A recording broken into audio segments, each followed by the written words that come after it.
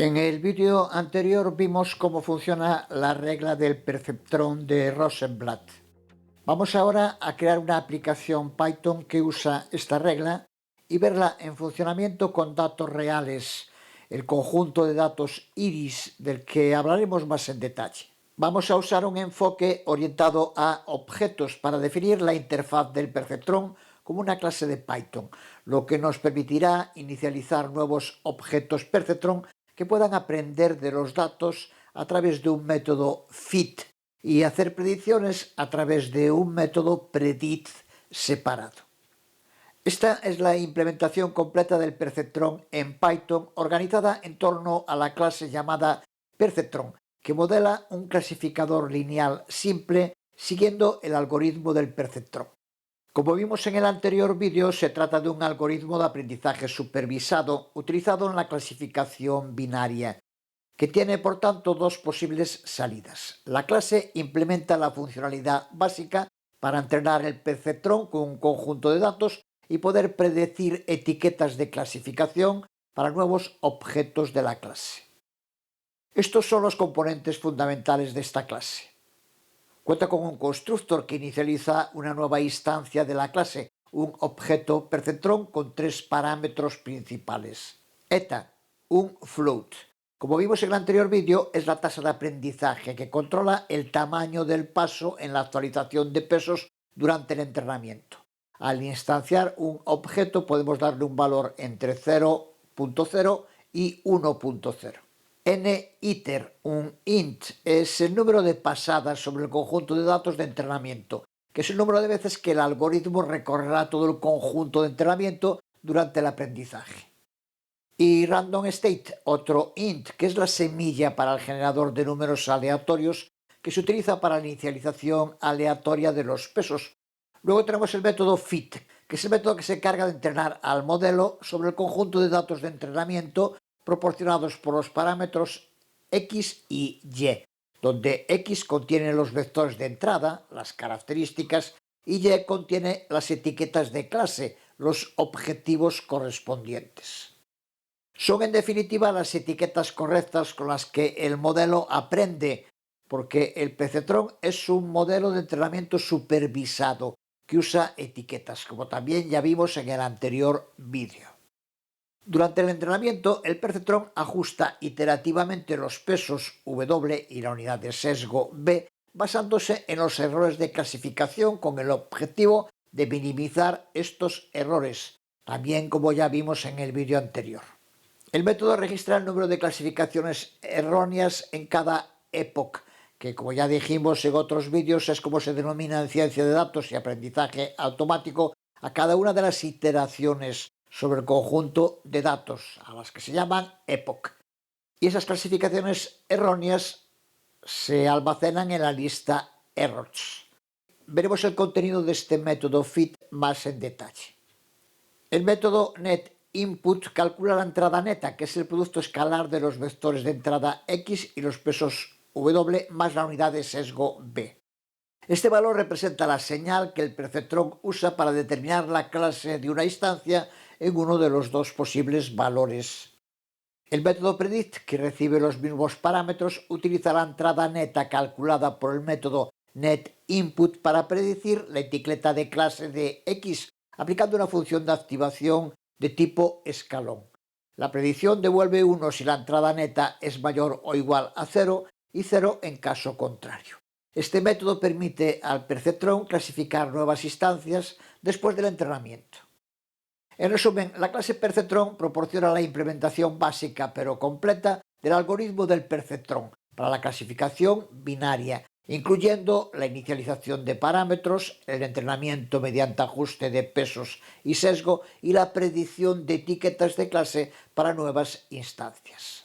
A partir de esta clase podemos crear objetos indicando una tasa de aprendizaje determinada y el número de epochs, de iteraciones que debe llevar a cabo para entrenarse. Con el método fit inicializamos el sesgo self-b a un valor inicial de 0 y los pesos a self-w, un vector que incluye el número de dimensiones que tenga el conjunto de datos de entrenamiento. Observa que el vector de peso inicial contiene pequeños números aleatorios extraídos de una distribución normal con una desviación estándar de 0.01 a través de rgen.normal, donde rgen es un generador de números aleatorios NumPy que sembramos con una semilla aleatoria especificada por el usuario para que podamos reproducir resultados anteriores si lo deseamos.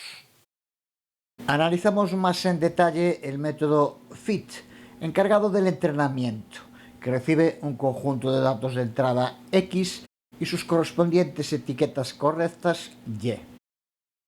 En la variable rgen almacenamos un generador de números aleatorios para la inicialización de pesos, para asegurarnos la reproducibilidad de los resultados.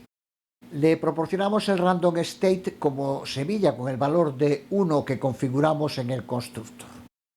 Como ya dijimos, los pesos se inician con valores aleatorios pequeños que luego se irán ajustando. Por eso aquí inicializamos los pesos W del perceptrón a valores aleatorios cercanos a 0, usando una distribución normal, gaussiana. Xshape 1 indica que la longitud del vector de pesos debe ser igual al número de características, n features, en X. Esta línea, Xshape 1, determina la forma de X. Si recuerdas el anterior vídeo lo mostrábamos como X super I sub J. X es por tanto un array de forma n examples, que sería el super I, y n features, que sería el sub J. Con Xshape 1 se accede al segundo elemento de ese array, n features, las características, que son el número de columnas en el array X. La flexibilidad de este método hace que el número de características se determine de modo dinámico implícitamente según la estructura de los datos de entrada X que se pasen al método FIT en cada objeto que creemos. Esto hace que la clase Perceptron sea más adaptable y fácil de usar con diferentes tipos de datos de entrada.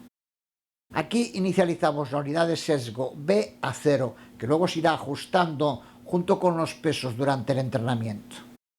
Aquí con self errors inicializamos una lista vacía para registrar el número de errores de clasificación de cada epoch, que como ya sabemos es cuando la predicción del modelo es diferente de la etiqueta correcta.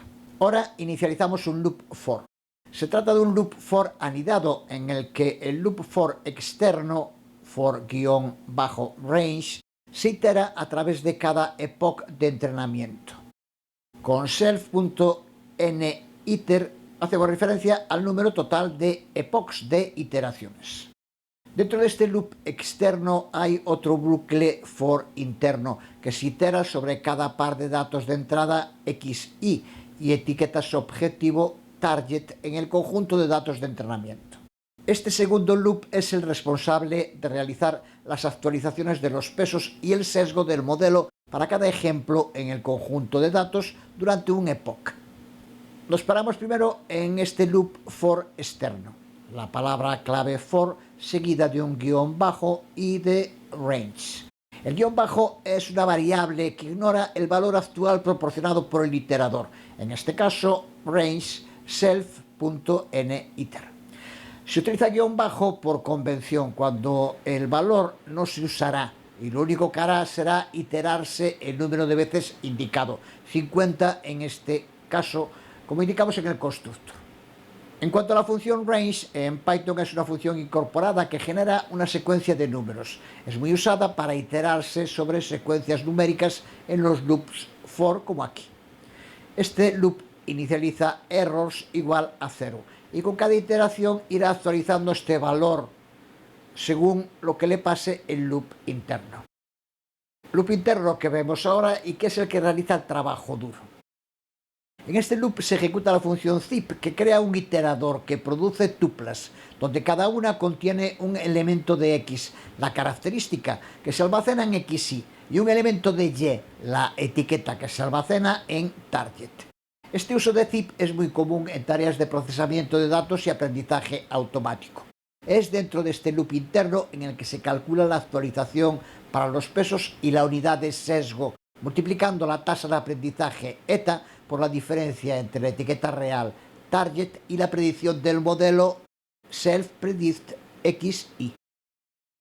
Aquí actualizamos los pesos W añadiendo el producto del valor de actualización update y el vector de características XY. Esto ajusta los pesos para ir reduciendo el error de clasificación en futuras iteraciones. Y aquí hace lo mismo con la unidad de sesgo B, actualizándola también, añadiendo el valor de actualización update. Así que aquí vemos en la práctica cómo se va reajustando constantemente en cada iteración los pesos y el sesgo, lo que permitirá ir mejorando la precisión de las predicciones. Aquí incrementamos el contador de errores si el valor de actualización update es diferente de 0, lo que indica que la predicción fue incorrecta en este ejemplo. Al final de cada epoch añade el total de errores contados a la lista errors, y esto proporciona un historial del número de errores en cada epoch, que luego puede ser útil para evaluar el rendimiento del modelo durante el entrenamiento. En resumen, este método encapsula el ciclo de entrenamiento del perceptrón, ajustando iterativamente los pesos y la unidad de sesgo en función de los errores de clasificación encontrados. Así iremos minimizando estos errores a lo largo del tiempo.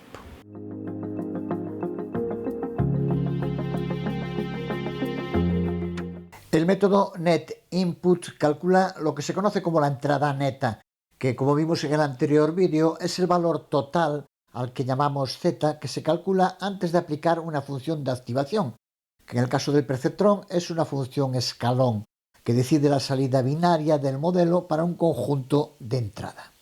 Este método utiliza la función .dot de NumPy, que lleva a cabo el producto escalar entre los vectores de entrada x y los pesos self.w, que como vimos en el anterior vídeo es el modo en el que se calcula esa entrada neta z.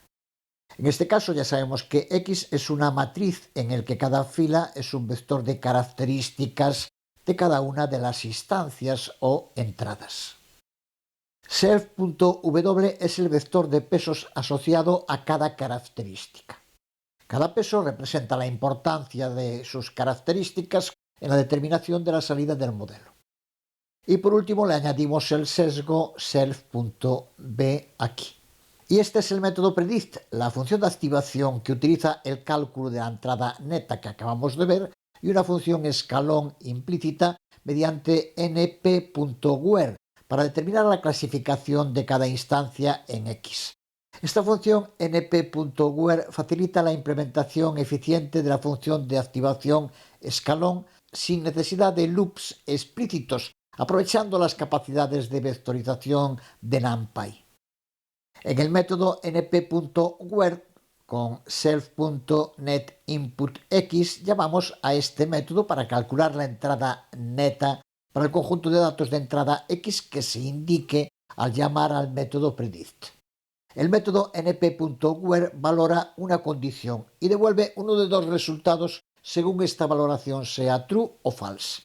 En este caso concreto, np.where evalúa si la entrada neta calculada para cada instancia de X es mayor o igual a 0. Si la condición se cumple, lo que significa que la entrada neta no es negativa, np.where devuelve 1, lo que indica que la instancia se clasifica en la clase positiva. Si la condición no se cumple, la entrada neta por tanto es negativa, devuelve 0, indicando una clasificación en la clase negativa. Aquí vemos un ejemplo de este tipo de clasificación en escalón binaria que lleva a cabo el perceptrón.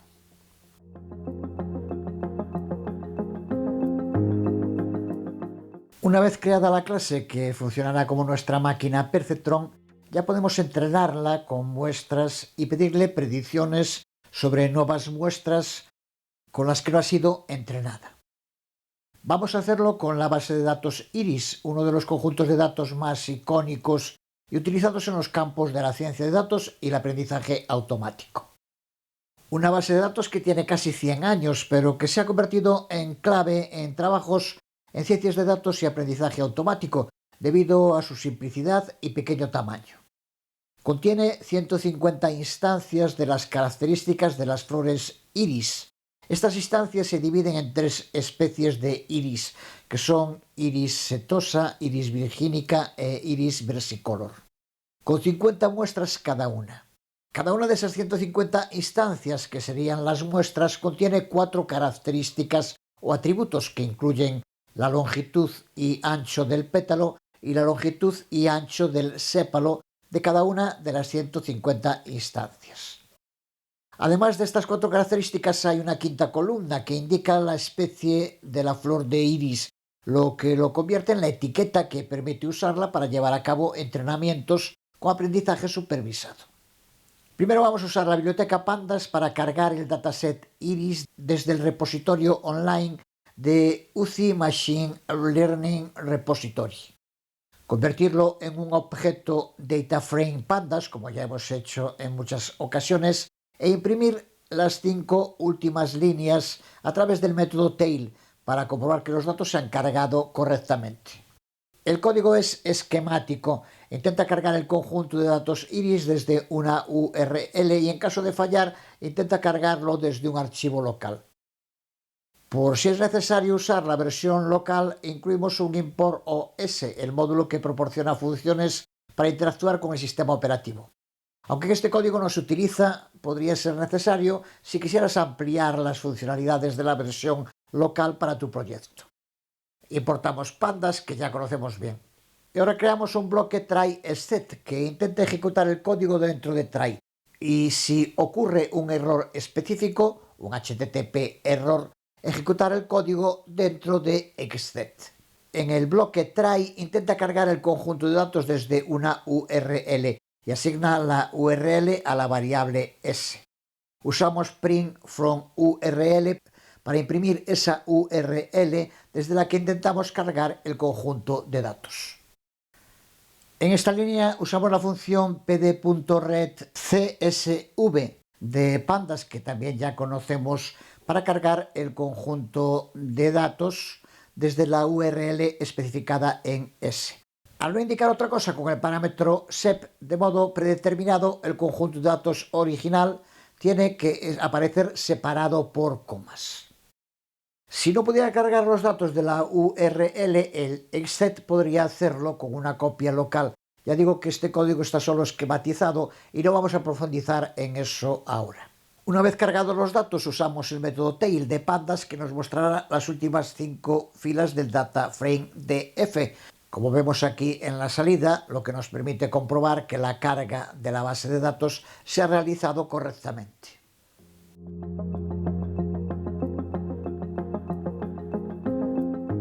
Ahora vamos a empezar a utilizar nuestras habilidades en Python y en las bibliotecas especializadas Pandas, NumPy y Matplotlib para extraer y organizar los datos recuperados. Comenzamos por seleccionar las primeras 100 muestras del conjunto de datos iris, que corresponden a las flores de las especies setosa y versicolor. Convertimos sus etiquetas de clase con nombre a etiquetas numéricas 0 y 1 para facilitar su uso en algoritmos de aprendizaje automático. Y almacenamos estos valores numéricos en un vector y. Esta conversión se realiza porque los modelos de aprendizaje automático requieren datos numéricos para realizar cálculos. A continuación, extraemos 2 características significativas de las mismas 100 muestras: la longitud del sépalo y la longitud del pétalo. Estas características son asignadas a la matriz X, que utilizamos para visualizar las diferencias entre las 2 especies en un diagrama de dispersión bidimensional. Este gráfico nos permitirá observar visualmente cómo se distribuyen las 2 especies en función de estas 2 características y si hay una distinción clara entre ellas basada en la medida de longitud de su sépalo y de su pétalo. Vemos el código un poco más en detalle. Empezamos importando Matplotlib, pyplot y NumPy. Pandas ya está importado de antes. Ahora usamos el método iLog de Pandas para seleccionar las primeras 100 etiquetas del DataFrame DF, como le llamamos al importarlo. Ya dijimos que el total son 150 instancias con 50 por especie. Las 100 primeras son el total de las 2 primeras iris, setosa y versicolor. En los parámetros de iLog, el primero indica que debe recuperar las instancias de 0 a 100. Recuerda que en Python y el uso de slicing, que es la indexación basada en rangos, incluye siempre el índice de inicio 0, pero excluye el índice de finalización, aquí 100.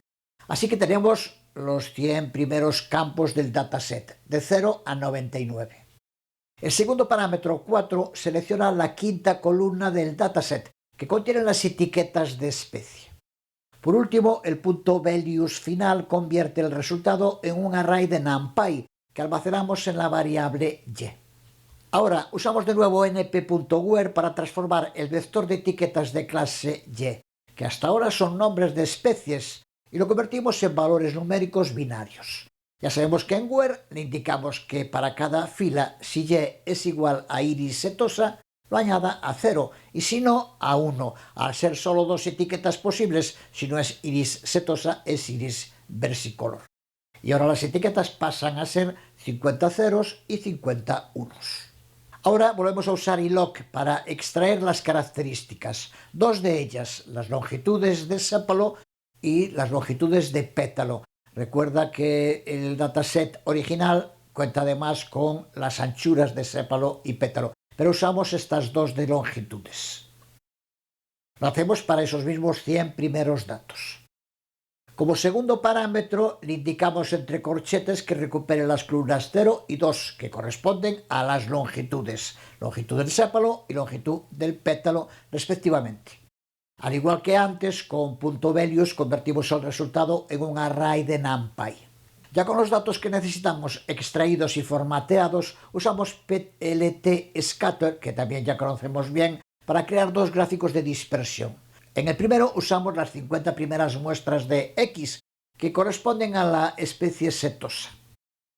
X50,0 selecciona de las 50 primeras instancias las longitudes de sépalo y con X51 lo mismo para las longitudes de pétalo. Estos puntos se representan en rojo y con un marcador de círculo O. Similar al comando anterior, pero para las muestras de 50 a 100 que representan la especie versicolor. Estos puntos se representan en azul y con un marcador de cuadrado S. Establecemos las etiquetas para el eje X y el eje Y. Añadimos una leyenda indicando la localización. De nuevo, todo esto ya lo hemos visto en el curso y no lo repetimos. Y terminamos mostrando el gráfico en pantalla. Se trata de funciones de pyplot que ya conocemos bien. Solo señalar el parámetro marker, que no hemos visto, que especifica la forma de los marcadores que se usarán para cada punto en un gráfico de dispersión. Aquí usamos O, que es un círculo, y S, que es un cuadrado. Podrían ser otros, como la V para un triángulo hacia arriba o la D para un diamante. Y hay varios más que permiten personalizar el aspecto de los puntos y que los haga solo por el color. Ahora ya podemos llevar a cabo el entrenamiento de nuestro perceptrón con el subconjunto seleccionado del dataset de iris. Utilizamos con este subconjunto el algoritmo del perceptrón definido en nuestra clase y se lo aplicamos a las características y etiquetas para que el modelo aprenda a diferenciar entre las dos variedades de flores iris. Durante el proceso de entrenamiento, el modelo ajustará sus pesos en cada epoch para minimizar los errores de clasificación. Después del entrenamiento, creamos una gráfica que muestra el número de errores de clasificación que el perceptrón cometió en cada epoch. Esto nos proporcionará una visualización de la tasa de error a lo largo del tiempo y nos permitirá observar si el modelo alcanza la convergencia, lo que ocurrirá cuando el número de errores descienda a 0 y se mantenga sin cambios, indicando que el perceptrón puede clasificar los ejemplos de entrenamiento sin errores. Empezamos por crear una instancia de la clase perceptrón que define nuestro modelo, con una tasa de aprendizaje de 0.1 y un número de iteraciones de 10. Son los hiperparámetros del modelo que ya hemos explicado en detalle.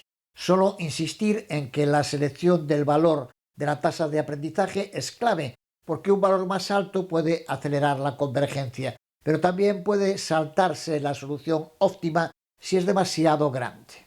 Una vez creado el objeto, ya podemos entrenarlo con el método fit, utilizando el conjunto de características X y las etiquetas Y.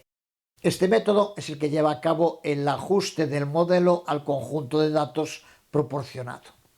Insistir también que en este caso concreto X es una matriz de las características de entrada seleccionadas, la longitud del sépalo y la longitud del pétalo para las primeras 100 muestras del conjunto de datos iris, setosa y versicolor. Mientras que Y es un vector de las etiquetas de clase convertidas a 0 y 1 correspondientes a esas dos especies de iris en el conjunto de datos. Ahora, en esta línea generamos un gráfico de la secuencia de errores de clasificación, ppn errors, que el perceptrón ha acumulado en cada epoch durante el entrenamiento, como vimos en el contenido del método fit de la clase cuando lo creamos.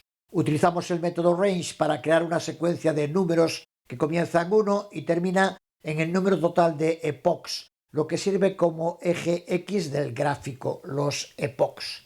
ppn errors son los errores de clasificación que el modelo ha encontrado en cada epoch y que se graficarán en el eje Y. Marker igual a 0 establece que cada punto en el gráfico será marcado con un círculo. Añadimos las etiquetas a los ejes X y Y del gráfico. En resumen, este código entrena un perceptrón con un conjunto de datos específico y luego visualiza el rendimiento del modelo a lo largo del tiempo a través de un gráfico que muestra cómo cambia el número de errores de clasificación con cada epoch, lo que es útil para evaluar la eficacia del modelo y su convergencia durante el entrenamiento. Esta es la gráfica que muestra el número de actualizaciones, que son los errores de clasificación que el perceptrón realizó en cada epoch en el entrenamiento. El eje X, que se etiqueta como epochs, representa las iteraciones sucesivas sobre el conjunto de datos completo. El eje Y, etiquetado como número de actualizaciones, indica cuántas veces el perceptrón tuvo que ajustar sus pesos en cada epoch. Si analizamos la gráfica, podemos ver lo siguiente. En el primer epoch hubo aproximadamente 2 actualizaciones, lo que significa que el perceptrón clasificó incorrectamente 2 instancias. En el tercer epoch, el número de actualizaciones aumentó a 3, lo que indica que hubo 3 errores de clasificación. Esto podría ser un caso de fluctuación durante el proceso de aprendizaje. A partir del tercer epoch vemos una disminución significativa en el número de actualizaciones, bajando a un error y luego a 0 desde el sexto epoch en adelante. Después del sexto epoch, el número de actualizaciones se mantiene en 0, lo que sugiere que el perceptrón ha logrado una línea de decisión que separa perfectamente las dos clases para el conjunto de entrenamiento proporcionado y ya no comete errores de clasificación en los datos de entrenamiento. La conclusión es que el modelo de perceptrón parece haber convergido a una solución adecuada después del sexto epoch, porque ya no se observan más actualizaciones, errores en los epochs subsiguientes. Esta gráfica es útil para diagnosticar el proceso de entrenamiento del modelo. La convergencia a 0 errores indica que, al menos en el conjunto de entrenamiento, el modelo es capaz de separar las clases con las características proporcionadas. Pero recuerda que esto no garantiza que el modelo generalizará bien a datos que no haya visto antes. Para evaluar eso, tendríamos que realizar pruebas adicionales con un conjunto de datos de pruebas separado, como ya hemos visto en otras ocasiones. Pues ya hemos entrenado un modelo de aprendizaje automático, un perceptrón con limitaciones, pero que inició el camino y es el origen del aprendizaje automático. Hemos estructurado un conjunto de datos, lo hemos entrenado y hemos buscado una convergencia a través de varios epochs que le han servido al modelo para aprender a clasificar ese tipo de datos de modo correcto. Ahora ya podemos llevar a cabo predicciones con el método predict de nuestra máquina perceptrón basada en Python. En su modo más básico es algo similar a lo que ya hemos hecho. Utilizar datos no conocidos por el modelo y llevar a cabo las predicciones. Pero vamos a hacer algo más complicado que nos permite ver tanto las capacidades de un perceptrón como sus limitaciones. Nos permite también trabajar con un código complejo que muestra el auténtico poder de la ciencia e ingeniería de datos en general cuando se sabe usar bien. Vamos a hacerlo usando una función que es una plantilla ya existente que personalizamos para nuestros objetivos. La función se llama plot decision regions que hace lo que dice. No vamos a visualizar predicciones para puntos concretos, sino que vamos a trazar el límite de decisión que divide un espacio en dos áreas y que configura dos regiones de decisión, que son realmente las que el modelo ha aprendido. Y ya sabe que cualquier punto dentro de una de esas regiones debe aplicarle la característica 0, que es el iris setosa, o 1, que es el iris versicolor. Así funciona el perceptrón, definiendo este espacio de características con un límite de decisión lineal claro y que utiliza para llevar a cabo las predicciones en una de las dos posibles clases. La idea debe estar clara, pero plasmarla en una gráfica que recoja todo esto no es sencillo, aunque es también un buen ejemplo del poder de Python en el trabajo con ciencia de datos. Para poder elaborar esta gráfica, lo primero que necesitamos es poder colorear regiones concretas, para lo que contamos con una clase de matplotlib.colors que se utiliza para crear mapas de colores a partir de una lista de colores especificada. Así que importamos la clase ListedColorMap. Y una vez importada, ya podemos empezar a crear nuestra función plotDecisionRegions, a la que tenemos que pasar como argumentos las características X, las etiquetas Y el clasificador, al que llamamos classifier, que es el encargado de clasificar estos datos, que en nuestro caso concreto, cuando llamemos a esta función, le tendremos que pasar el objeto perceptrón ppn que hemos entrenado antes. El último parámetro resolution lo que determina es el tamaño de la malla del gráfico de decisión que vamos a crear. Cuando al final veamos estas dos zonas claramente delimitadas en diferentes colores, realmente se crean con una malla de pequeños puntos y con resolution indicamos cuál tiene que ser la separación entre esos puntos. Más pequeña será más precisa, pero más costosa computacionalmente. Pero, en definitiva, sí es interesante saber que aquí lo que hacemos es colorear multitud de pequeños puntos tras clasificarlos en una de las dos posibles clases. Este valor de 0.02 hace que la malla aparezca como un color de fondo. Ahora, en estas tres líneas definimos los contenidos del mapa. Los marcadores, que se pueden usar en el gráfico, los colores y en la variable cmap es donde instanciamos un objeto de esta clase ListedColorMap que acabamos de importar y que es la que nos permite crear el mapa de colores. Ya dijimos que esta función es una plantilla, por eso aparecen muchos marcadores y colores, pero nosotros solo necesitamos dos, así que lo personalizamos para OIS y para Red-Blue. Porque nuestra salida incluye dos especies que convertimos en dos clases 0 y 1, que son las etiquetas. Aquí con np.unique le indicamos que recoja el número de etiquetas únicas que aparezcan, en este caso en Y. Ya sabemos que son dos, con lo que se le indica al objeto cmat que use los dos primeros marcadores O y S y los dos primeros colores red y blue. Ahora, para la creación lo que queremos es determinar el límite de decisión, la línea que ha aprendido el objeto perceptrón ppn que hemos creado, y es la que divide la gráfica en dos partes y cada una de ellas colorearla de modo diferente. Así que lo primero que necesitamos es determinar los límites del gráfico para cada una de estas características, que son la longitud del sépalo y la longitud del pétalo. Y le añadimos -1 y +1 a cada una para agregar un pequeño margen alrededor de los valores mínimos y máximos de cada una de las características, para que los puntos de datos más extremos no queden en el borde del gráfico y nos permite una mejor visualización. Los hacemos para los mínimos y máximos de cada una de esas dos características. Ahora, en estas dos líneas es en las que coloreamos las dos zonas, para lo que usamos los métodos np-mesh-grid y np-arrange, que como dijimos lo que hacen es crear una auténtica malla de puntos, que es lo que realmente colorea el fondo y cubren completas las dos áreas de interés que hemos definido. Observa aquí cómo indicamos la intensidad de esa malla de puntos con resolution y los almacenamos en XX1 y XX2. Ahora, esta línea es la clave, es donde se van a clasificar todos los puntos de esa malla para colocarlos en una de las dos posibles opciones, que son sus etiquetas. Así que con el clasificador que asignemos, que en nuestro caso es el objeto ppn que creamos de la clase perceptrón y que entrenamos, llamamos a su método predict, que es el que lleva a cabo la predicción de cuál de las dos clases posibles se asigna cada uno de la multitud de puntos de la malla, que ya sabemos que es la que colorea el fondo. Vimos antes que con np.meshGrid generamos las matrices de coordenadas y ahora usamos el método Ravel de NumPy para hacer lo que se denomina un aplanamiento. Vamos a aplanar esa matriz, vamos a convertir las matrices en vectores unidimensionales. Esto es necesario porque el clasificador, aquí nuestro perceptrón, necesita recibir los datos en un formato que coincida con el que se utilizó para entrenar el modelo, que es un array de 2 dimensiones, en el que cada fila es un ejemplo y cada columna es una característica. Al aplanar las matrices se pueden pasar como argumentos a la función predict del clasificador y obtener de este modo las etiquetas de clase para cada punto de la cuadrícula que almacenamos en lab. Buen ejemplo del oficio de alguien dedicado a la ciencia de datos.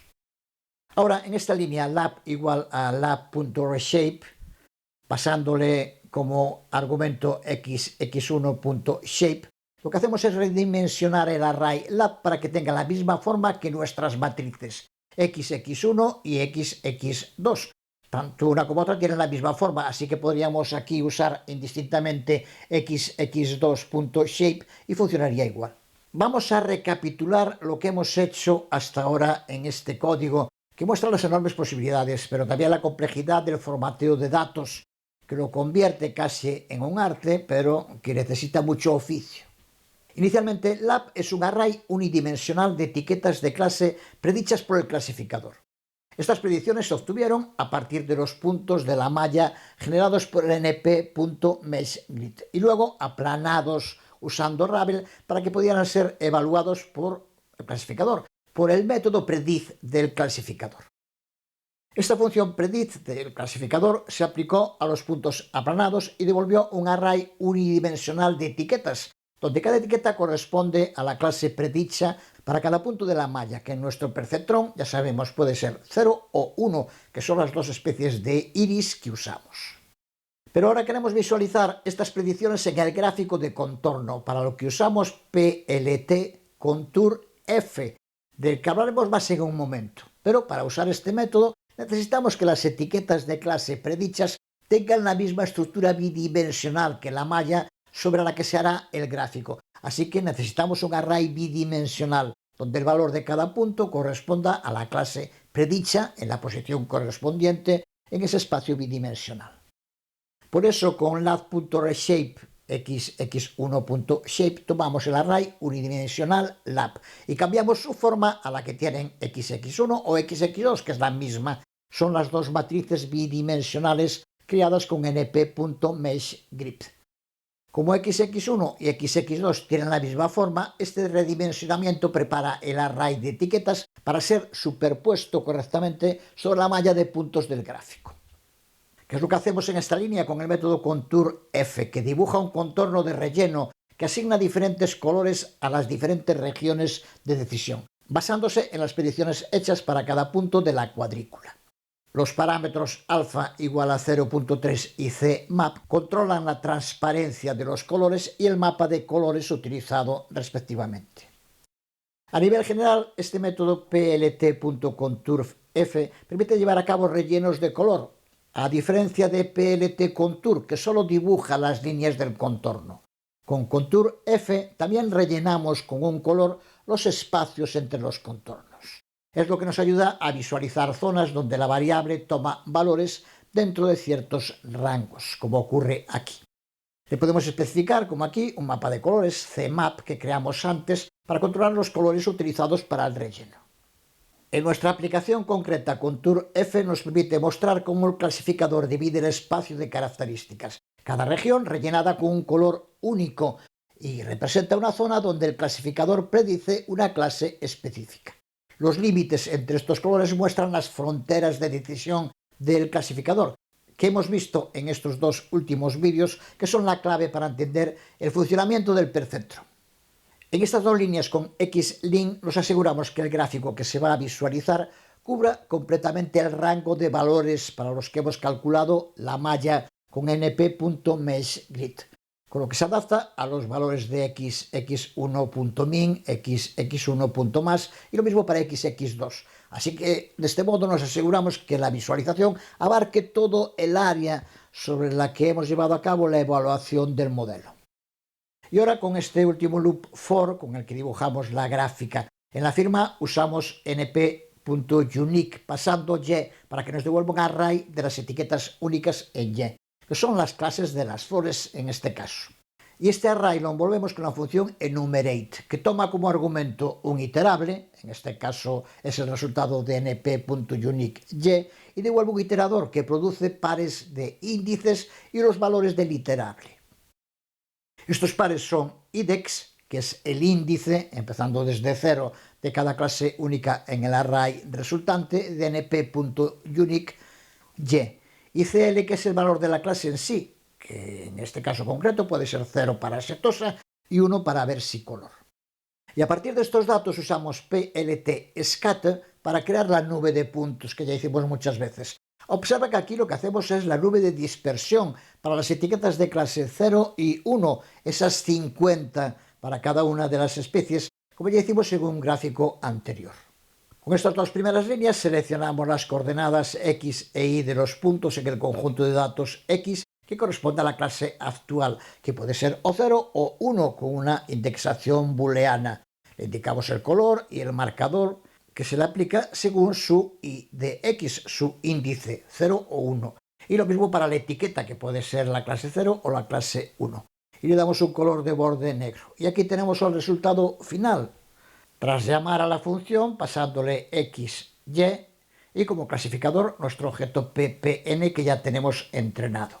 Y vemos en la salida que esta gráfica, recuerda que el fondo que aparece es realmente la gráfica que creamos, los puntos ya es lo mismo que habíamos hecho antes, pero el fondo marca esas dos regiones totalmente diferenciadas y separadas por el límite de decisión que siempre tiene que ser lineal. Aquí esta línea diagonal que se ve claramente.